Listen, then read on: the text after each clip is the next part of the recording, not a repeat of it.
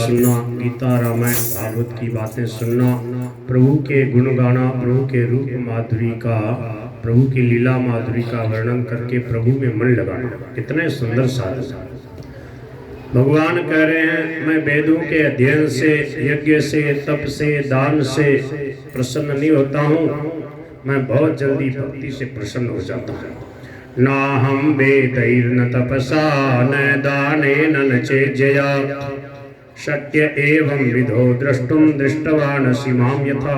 भगवान श्री कृष्ण 11वें अध्याय के 53 नंबर श्लोक में बात कह रहे हैं। अर्जुन कहता है कि प्रभु आपके दिव्य स्वरूप के दर्शन कैसे हो सकते हैं? कोई आपके दर्शन करना चाहे तो भगवान श्री कृष्ण कहते हैं मैं वेद अध्ययन करने से, तपस्या करने से, दान देने से, बड़े बड़े यज्ञ करने से मेरे दर्शन नहीं हो पाते। तो बोले कि मेरी भक्ति से मैं प्रसन्न हो जाता हूँ। भक्ति का स्वरूप क्या है? बोले मुझे अपना माने, सब कुछ मेरा माने। सांसारिक चीजों में तो अधिक योग्यता वाला कम योग्यता वाले पे आधिपत्य कर लेता है। जो करोड़पति अरबपति है और छोटा कम पैसे वाला तो उसको नौकर बना लेता है, उससे सेवा करवाता है। अधिक बुद्धिमान कम बुद्धि वालों पे अपना रोब जमा सकता है, अधिक धन वाला निर्धनों पे अपनी अधिकता प्रकट कर सकता, परंतु भगवान किसी बल बुद्धि योग्यता व्यक्ति वस्तु आदि से खरीदे नहीं जा सकते। कारण कि जिस भगवान के संकल्प मात्र से तत्काल अनंत ब्रह्मांडों की रचना हो जाती है, उसे एक ब्रह्मांड के भी किसी अंश में रहने वाले किसी वस्तु व्यक्ति आदि से कैसे खरीदा जा सकता है?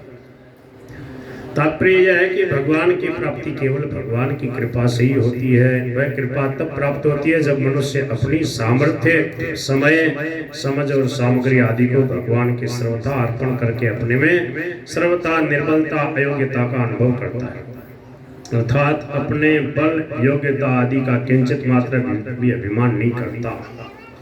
इस प्रकार जब वह सर्वथा निर्बल होकर अपने आप को भगवान के सर्वथा समर्पित करके अनन्य भाव से प्रभु को पुकारता है तब भगवान तत्काल प्रकट हो जाते हैं, तत्काल प्रकट हो जाते हैं। देखो ये जो चरित्र हमने सुना ना, तत्काल एक ही दिन में भगवान प्रकट हो गए उस भक्ता के साथ। कारण कि जब तक मनुष्य के अंतःकरण में प्राकृत वस्तु, योग्यता, बल बुद्धि आदि का महत्व और सहारा रहता है तब तक भगवान अत्यंत नजदीक होने पर भी दूर दिखते हैं।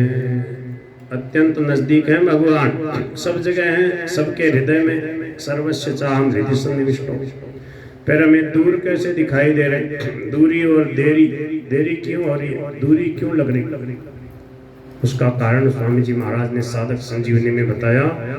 श्रीमद् भगवद गीता 11वां अध्याय 53वें श्लोक की व्याख्या में स्वामी जी महाराज कहते हैं, स्वामी जी श्री राम सुखदास जी महाराज कहते हैं, जब तक मनुष्य के अंतःकरण में, समझ में आ रही है क्या माता?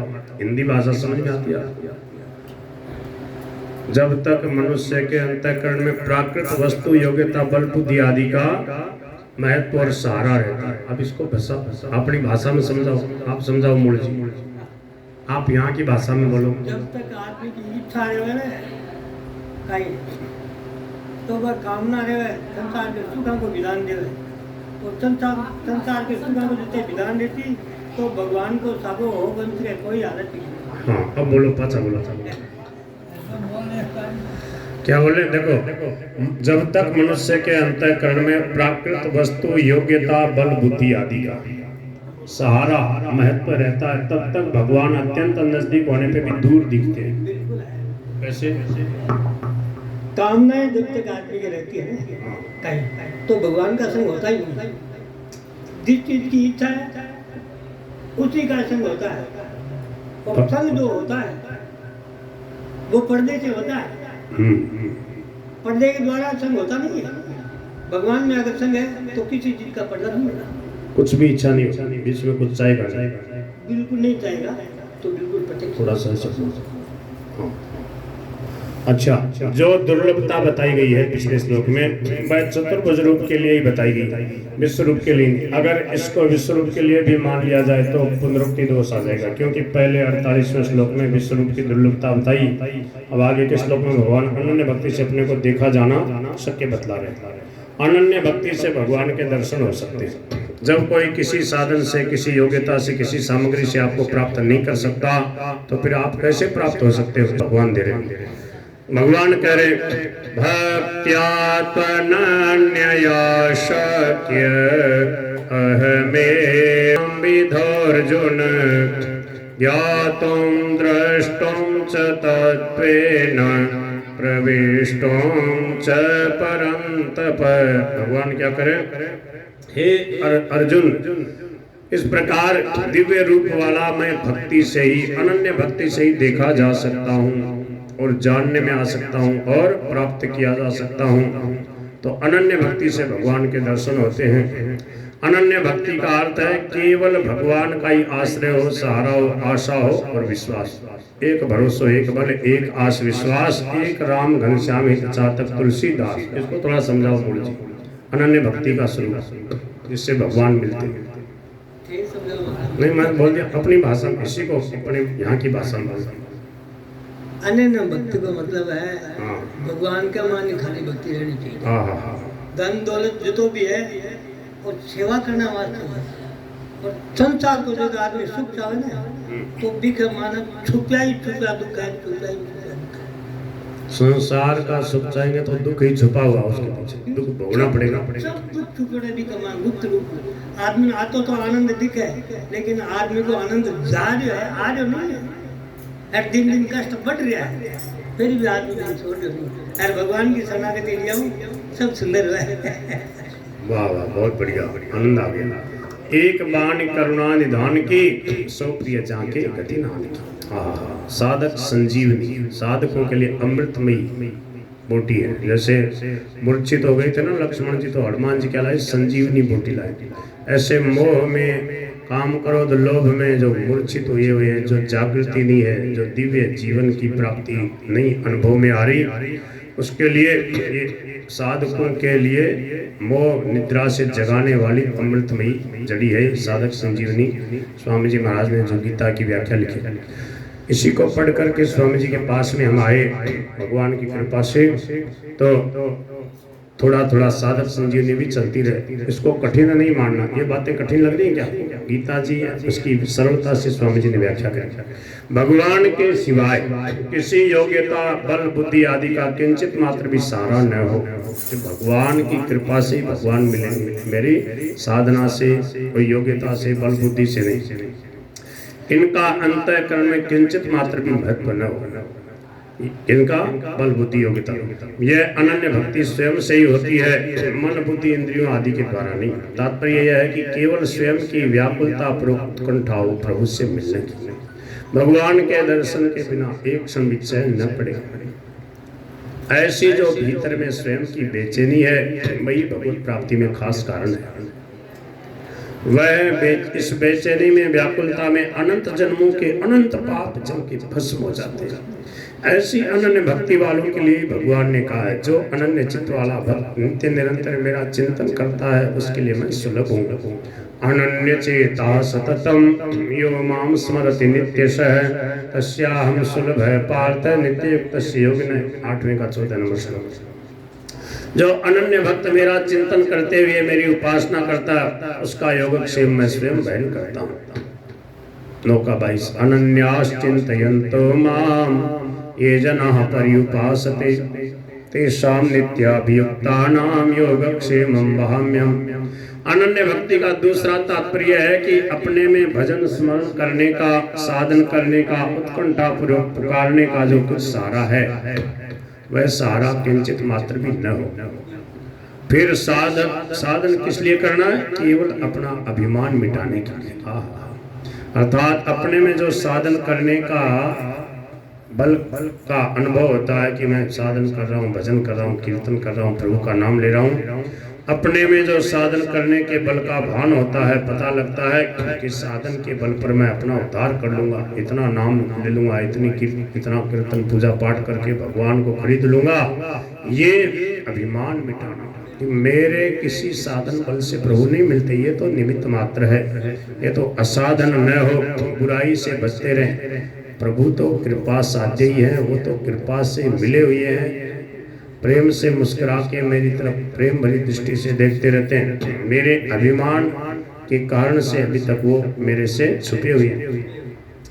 बहुत गहरी बात। अनन्य भक्ति का दूसरा तात्पर्य है, पहला तात्पर्य क्या बताया कि उनके बिना मेरा कोई नहीं है, उनके बिना चैन न पड़े, कुछ सुहावे नहीं, व्याकुलता, उनके बिना रहा न जाए तो भगवान मिल जाते हैं। उनके अलावा किसी का चिंतन स्मरण नहीं, उनका ही आश्रय। दूसरा, अपने में भजन स्मरण करने का, साधन करने का, उत्कंठा पूर्वक पुकार करने का जो कुछ सहारा है वह किंचित मात्र भी न हो। देखो, एक तो भगवान ही मेरे हैं, भगवान के बिना रहा न जाए तो भगवान मिल जाते हैं। और एक ये विशेष गहरी बात कि मेरे अंदर भजन कीर्तन करने का भी सहारा नहीं, इनका अभिमान नहीं हो कि मैं इनसे भगवान को खरीद लूंगा। अगर ऐसा सोच लेगा कि इतने वर्षों तक इतना जप करके भगवान मिल जाएंगे, मैं फिर अगर नहीं मिले तो फिर निराश हो जाएगा, फिर माला जपना छोड़ देगा, बोले मिले तो आज को नक्की करना, छोड़ो। ये नहीं। अनन्य भक्ति का दूसरा तात्पर्य यह है कि अपने में भजन स्मरण करने का, साधन करने का, उत्कंठा पूर्वक पुकारने का जो कुछ सहारा, वह सहारा किंचित मात्र भी न हो। फिर साधन किस लिए करना? जब ऐसा करने से मिलते नहीं तो किस लिए करना? केवल अभिमान मिटाने के लिए, अर्थात अपने में जो साधन करने के का बल का भान होता है, इस साधन के बल पे मैं, भजन के बल पे मैं उद्धार कर लूंगा, उसको मिटाने के लिए साधन करना। तात्पर्य कि भगवान की प्राप्ति साधन करने से नहीं होती, प्रत्युत साधन का अभिमान गलने से होती है। जब ये निकलती है आप पुकार सब कुछ करने के, और ये सब कुछ करने के बाद जब साधन का अभिमान मिटता है, वो कब मिटता है? जब खूब लगे रहेंगे, फिर देखेगा हाँ प्रभु मैं हार गया, मेरे बस की बात नहीं, आप ही कृपा करो, आपकी कृपा से ही आपके दर्शन, आपका प्रेम, आपकी व्याकुलता प्राप्त होगी। भगवान की प्राप्ति साधन करने से नहीं, प्रत्युत साधन का अभिमान गलने से होती है। साधन का अभिमान गल जाने से साधक पर भगवान की शुद्ध कृपा हासिल करती है, अर्थात उस कृपा के आने में कोई आड़ नहीं रहती और उस कृपा से भगवान की प्राप्ति हो जाती है। ऐसी अनन्य भक्ति से ही मैं तत्व से जाना जा सकता हूँ, अनन्य भक्ति से ही मैं देखा जा सकता हूँ और अनन्य भक्ति से ही मैं प्राप्त किया जा सकता हूँ। ज्ञान के द्वारा भी भगवान तत्व से जानने में आ सकते हैं, प्राप्त किए जा सकते हैं, परंतु दर्शन तो भगवान की भक्ति से ही होते हैं। बोल गिरधर गोपाल की। यहाँ द्रष्टुम का तात्पर्य है कि भगवान का सगुण साकार राम कृष्ण विष्णु नारायण, जिसको जो अच्छा लगे वही उसी रूप में प्रभु के उसको दर्शन हो जाते हैं। प्रवेष्टुम का तात्पर्य कि वह भगवान के साथ अपने आप की अभिन्नता का अनुभव कर लेता है अथवा उसका भगवान की नित्य लीला में प्रवेश हो जाता है। नित्य लीला में प्रवेश होने में भक्त की इच्छा और भगवान की मर्जी मुख्यतः रहती है। यही इसी शरीर के रहते ही भगवान की दिव्य लीलाओं में उसका प्रवेश, भगवान की दिव्य लीलाएं जो दिव्य गोलोक धाम में, दिव्य वृंदावन में हो रही है, राधा रानी की सखियों के साथ भगवान गायें चरा रहे हैं सखाओं के साथ, वो सब दिव्य लीलाएं उसको दिखने लग जाती, दिव्य दृष्टि प्राप्त हो जाती है। समझ में आ रही है क्या आपको? जैसे संजय को दिव्य दृष्टि प्राप्त हुई थी, तो वहीं बैठे बैठे कहाँ उस क्षेत्र में कैसे युद्ध हो रहा है, क्या क्या कर रहा है, किसके मन में क्या बात आ रही, क्या सोच रहा, वो भी उसको पता लग गया। ऐसे ही भगवान की दिव्य लीला अब क्या हो रहा है, अब सखियां भोग लगाने की तैयारी कर रही हैं, सब तैयारी हो गई है। भगवान राधा कृष्ण सिंहासन पर बैठे हैं और भगवान के सामने बढ़िया बाजोट वगैरह रख दिया है, भगवान को एक एक व्यंजन प्रेम से जिमा रही हैं, भगवान जिम रहे हैं, सखियां जिमा रही हैं, पंखा चल रही हैं और फिर सखियां प्रसाद पा रही हैं, भगवान मुस्कुरा के उनकी तरफ देख रहे हैं, फिर भगवान विश्राम कर रहे हैं, सखियां सेवा कर रही। ऐसे भगवान क्या कर रहे हैं, वो उसके जैसे मोबाइल में अपने सब कुछ देख लेते हैं, ऐसे उसको खुले नेत्रों भगवान की दिव्य लीला के दर्शन होने लग जाते हैं भगवान की भक्ति से। भगवान के सर्वथा शरण होने पर भक्त की सब इच्छाएं समाप्त हो जाती है, में कोई इच्छा ही नहीं रहती, सब इच्छाएं समाप्त होगी। जड़ता का आदर नहीं रहा, संसार में कुछ करना बाकी नहीं, कुछ पाना बाकी नहीं, संसार की सत्ता ही नहीं रही उसके लिए। स्वप्न बताए तो स्वप्न में क्या इच्छा करना, प्रभु मेरे में प्रभु का बस आनंद ही आनंद। भगवान की यह एक विलक्षणता है कि भक्त की लीला में प्रवेश होने की जो इच्छा रही है उसको वे पूरी कर देते हैं। केवल पारमार्थिक इच्छा को ही पूरी करते हो ऐसी बात नहीं, किंतु भक्त की पहले जो सांसारिक यत्किंचित इच्छा रही हो उसको भी भगवान पूरी कर देते हैं। जैसे भगवान के दर्शन से पहले की इच्छा के अनुसार ध्रुव जी को 36,000 का वर्ष का राज मिला, विभीषण जी को 1 कल्प का राज मिला। तात्पर्य ये हुआ कि भगवान भक्त की इच्छा को पूरी कर देते हैं और फिर अपनी मर्जी के अनुसार उससे वास्तविक पूर्णता की प्रेम की प्राप्ति भी करा देते हैं, जिससे भक्त के लिए कुछ भी करना जानना पाना शेष नहीं रहता। विशेष बात सुनो, भक्त की खुद की जो उत्कट अभिलाषा है, उस अभिलाषा में ऐसी ताकत है कि वह भगवान में भी भक्त से मिलने की उत्कंठा पैदा कर देती है। भगवान की इस उत्कंठा में बाधा देने की किसी में भी सामर्थ्य नहीं है। अनंत सामर्थ्यशाली भगवान की जब भक्त की तरफ कृपा उमड़ती है तब वह कृपा भक्त के संपूर्ण विघ्नों को दूर करके भक्त की योग्यता अयोग्यता को किंचित मात्र भी न देखती हुई भगवान को भी परवश कर देती है। वह कृपा जिससे भगवान भक्त के सामने तत्काल प्रकट होकर उसे दर्शन देते हैं। बोल गिरधर गोपाल की, बांके बिहारी लाल की। और जब भगवान ऐसी कृपा करके मिल जाते हैं फिर भक्त का क्या अनुभव होता है, भक्त क्या कहता है, मीरा बाई क्या कह रही है, आज मैं देखा गिर